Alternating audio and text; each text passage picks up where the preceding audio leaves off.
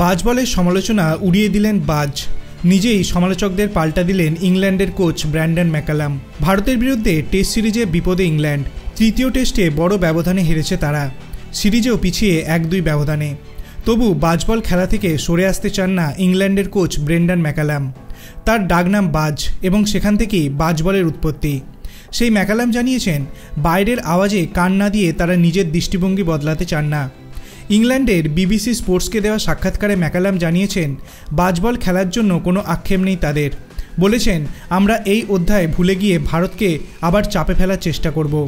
হয়তো 7-8 দিন পরে সিরিজে নির্ণায়ক ম্যাচে খেলতে নামার আগে আলোচনা হবে।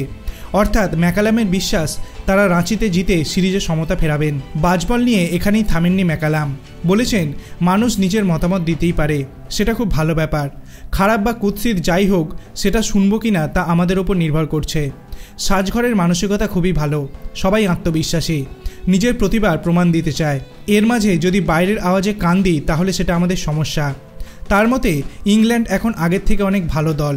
বলেছেন, এখনও অনেক উন্নতি বাকি রয়েছে আমাদের, কিন্তু 18 মাস আগে যে দল আমরা ছিলাম তার থেকে অনেক ভালো খেলছি। কোনো নির্দিষ্ট প্রক্রিয়া অনুসরণ করছি না।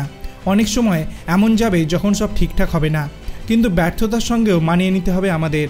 তবে ইতিবাচক দিক হলো টেস্ট ক্রিকেট যাতে লোকে বসে দেখে আনন্দ পায়, সেটার জন্য আমাদের জিততে হবে। আশা করব আগামী দিনে লোকে আমাদের দেখে অনেক কিছু শিখবে। আপনার কি মনে হয় ব্রেন্ডন ম্যাকালামের এই মানসিকতা কতটা যৌক্তিক?